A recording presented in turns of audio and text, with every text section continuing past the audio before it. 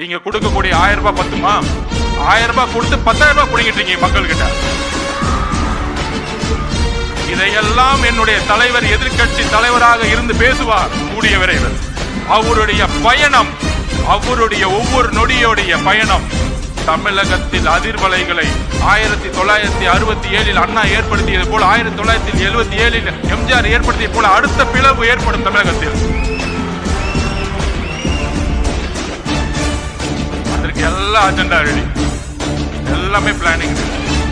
எல்லாரும் சொல்லுவாங்க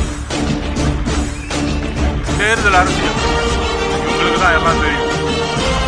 ஒரு பெரிய மினிஸ்டர் அவர் வந்து ஒரு பூத்துக்கு 10,000 ரூபாய் கொடுப்பாரு. அவர் வந்து கோயம்புத்தூர் பக்கம் வந்து எல்லாத்தையும் பார்த்துக்குவாரு. ஒருத்தர் திருச்சி பக்கம் பார்த்துக்குவாரு, ஒருத்தர் வந்து திருவண்ணாமலை பக்கம் பார்த்துக்குவாரு. 10 இன்ஜினியரிங் காலேஜ் வச்சிருக்காங்க. 1967 மக்கள் தூக்கி போட்டதும் 1977 திரு எம்ஜிஆர் அவர்களை கொண்டு வரும் போதும் பண பலத்தை நோக்கி இல்ல, மக்கள் செல்வாக்கை நோக்கி. எங்களிடம் பணம் இல்லாமல் இருக்கலாம், ஆனால் உழைப்பு இருக்கிறது, தைரியம் இருக்கிறது, நல்ல தலைவர் இருக்கிறார், அதோடு சேர்ந்த உண்மை கொள்கை இருக்கிறது.